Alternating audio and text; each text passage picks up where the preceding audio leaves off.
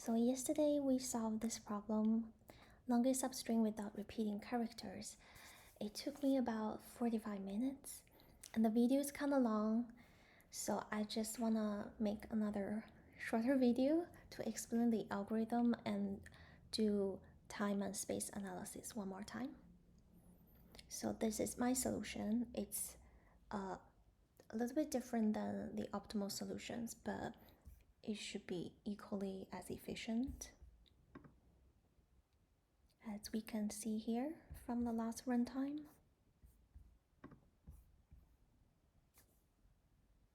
I will discuss what's different later as well. Alright, so given a string, we want to find the length of the longest substring without repeating characters.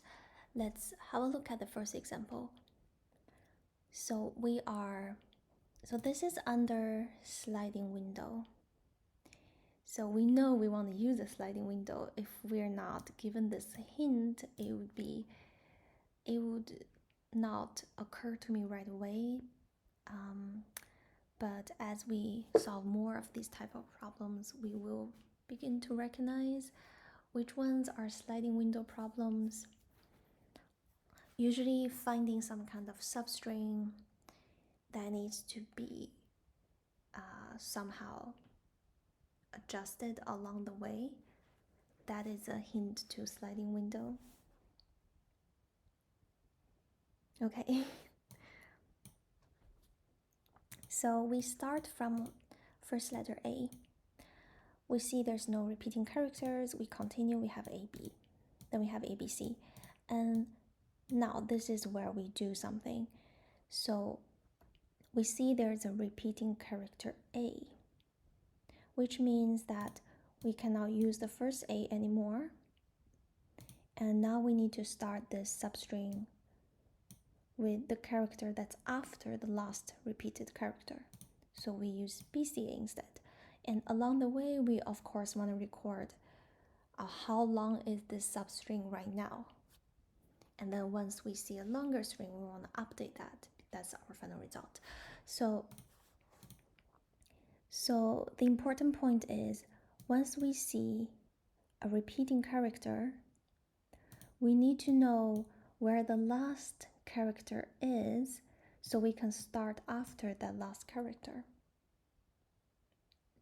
So we need to store the index of that repeated character. Okay, so now we have BCA, we see B, so same thing, this is the same pattern. So now we need to see where B is, and we start from CAB. Same thing here, and then we have ABC. Now we have another B, so okay, a little different. So we see we have a repeating B, which means now we can only take CB. So notice that we need to discard both A and B, not just the B, because we need a substring.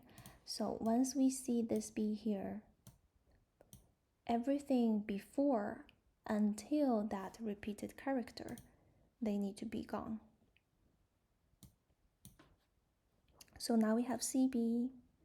Now we see another B, which means this CB needs to be removed. So now we only have a B. So longest length is 3.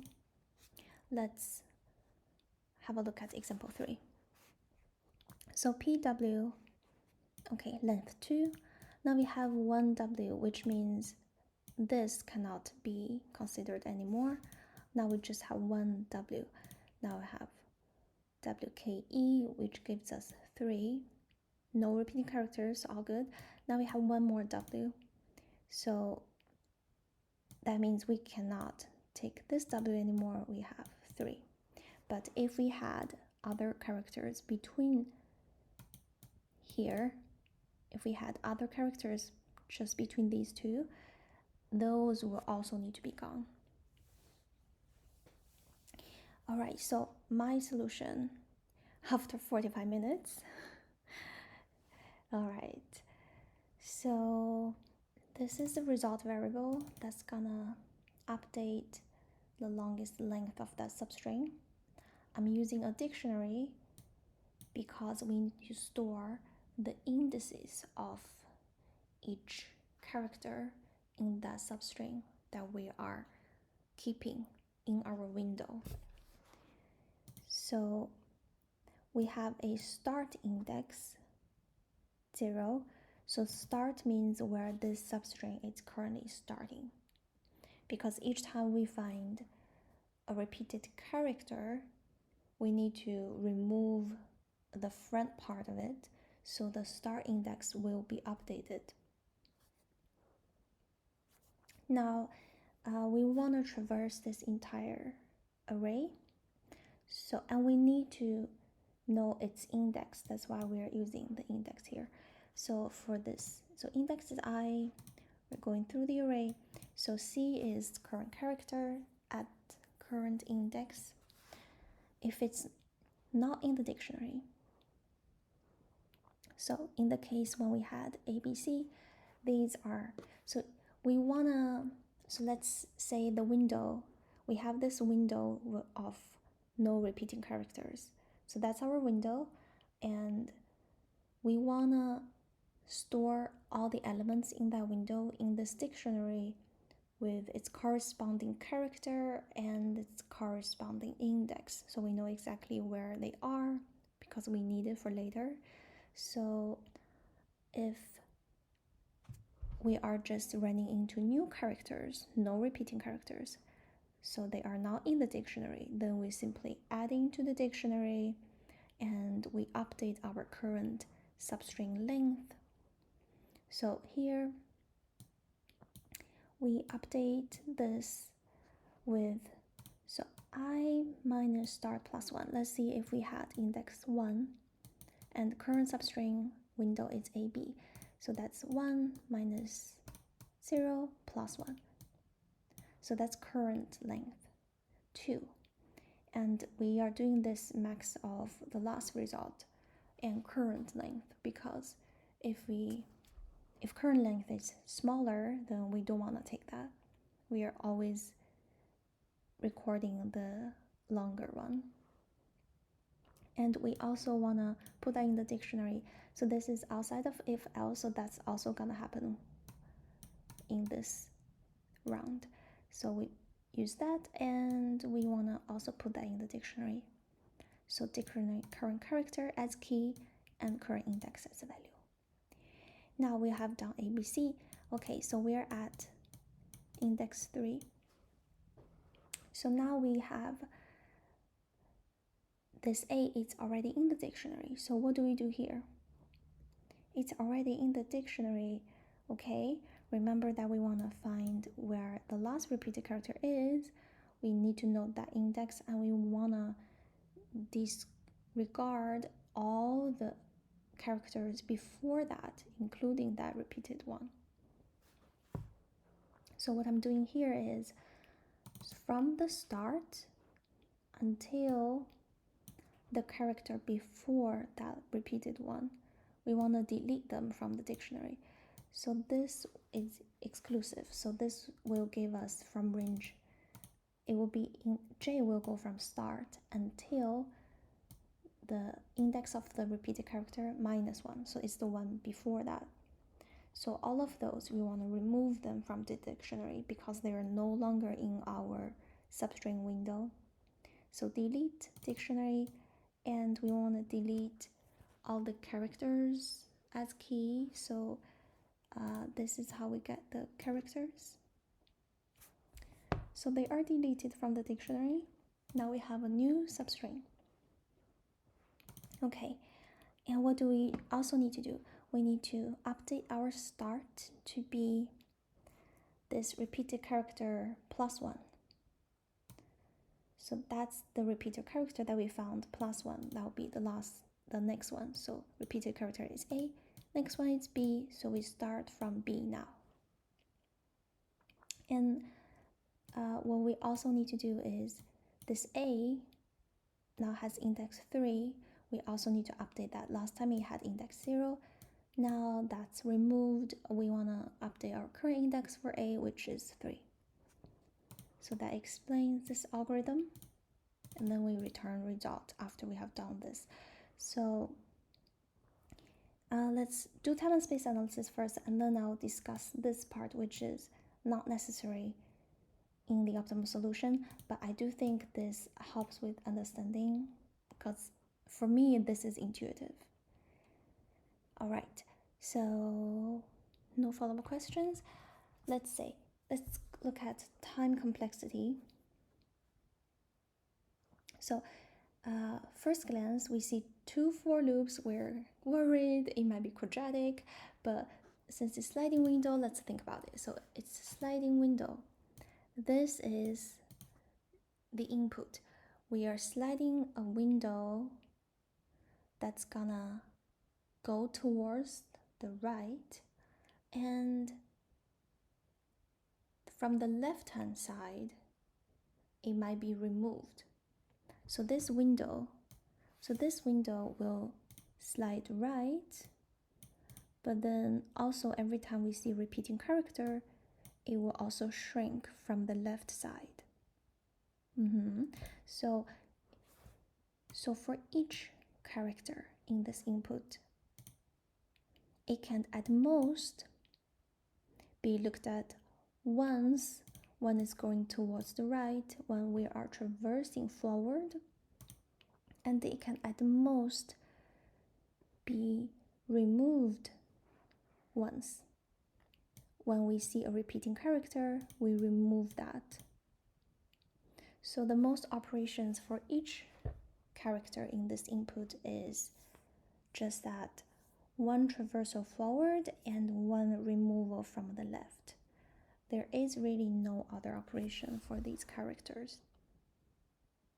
They will not be looked at a third time, which is interesting insight.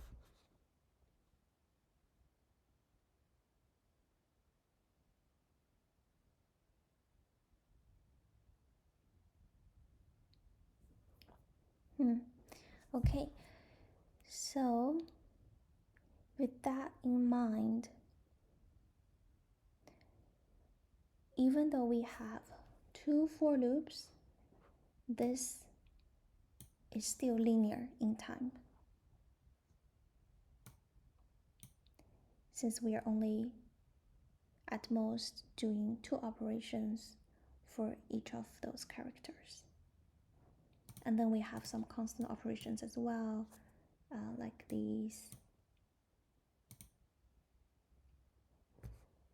All right, so linear time and space, we are using a dictionary, and this dictionary could be as big as the entire input, so that's linear. So linear time and space. All right, so now let's have a look at top solution.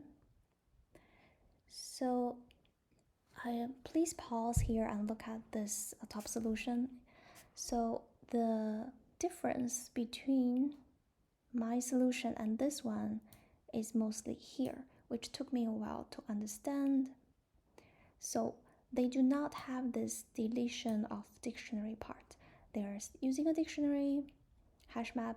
So they're using a dictionary, they're doing the for loop, they're also doing this, which is this, and this, which is this. So this I is the same I, and this J is my start. Okay, so feel free to pause and look at this and compare. So I'm gonna talk about why when we do like this, we don't need to delete from the dictionary anymore. So if this dictionary contains current character, so this is what it says. If current character is in the dictionary, which is this else part, then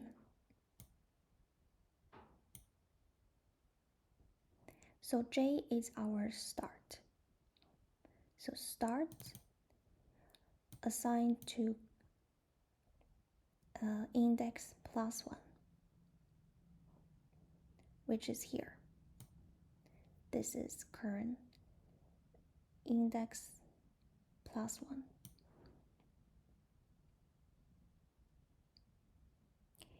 So why are we taking this max of the last start or this current index plus 1? Not current index, sorry. So the index of the repeated character. Current characters index. So, okay.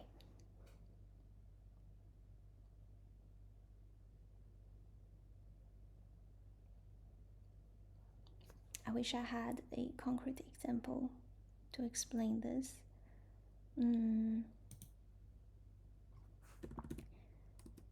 Let me see if I can write an example.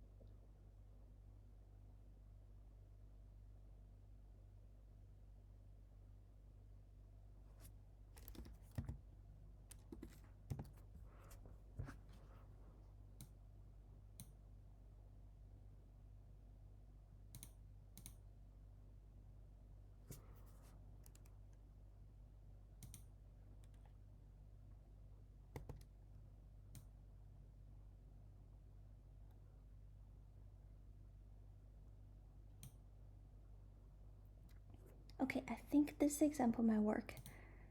Okay. Let's see. So we are traversing A, B, C, T. No repeating characters, all good. Now we see a T, which means we discard all of these characters. Then we start over from T. Then we have T, E, F, G, B.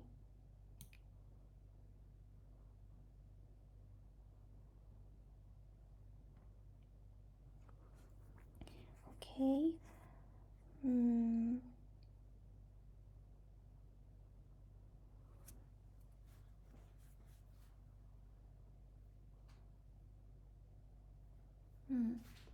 Okay, so that part will also explain, but this is a clear example. Let's do this. Okay, so T, E, F, G, B. So in this algorithm, they are not deleting whatever that's they're not deleting the front part from the dictionary. So all of this they're all still in the dictionary. So the first time that we have a repeated character T, so we see that T is already in the dictionary. We are going in here. So in the dictionary, T has index 3. Plus 1, index 4. So now this part is 4. And J is the start. So the start is still at 0 because that's our last start. So max 0 and 4, that will give us 4. So after this little t here, we have now updated start, which is J, to be 4. Okay, now let's remember J is now 4. Now we go again, T, E, F, no repeating characters, all good. G, no repeating B. Okay, now we have this B, which is in the dictionary because in this algorithm we have not deleted any of these from the dictionary, not like in my solution here. So this is already in the dictionary, but that part is not our current window. That's not our current substring. We're not looking at that. So when we come here, we see that, okay, B is in the dictionary even though it's not in our current window. So what is it doing here then? So last B had index 1. If this part was still in our current window, then we would have started from the character next to the last B, which explains this index of that B plus 1. So that's will be our new start. But this part is no longer in our current window and our current start is here. So we want to get the maximum of either our current start or the index of that repeated character plus 1. Because if current start is to the right, bigger than this part, then we know that, okay, even though that is in the dictionary, we don't really need to consider it because that is not part of our current window, our current substring. So we can still keep this start. We will still be able to use that B because it's not in our current window. So then we continue to update the index for this current B and we continue as usual. So this is a really smart solution. I don't know how to come up with that, but that takes care of this deletion part. So it no longer needs to delete all those from the dictionary, which definitely saves us operations. So this in theory should be more efficient. I think that's all for this problem. Let me know if you have any questions and I'll see you in the next one.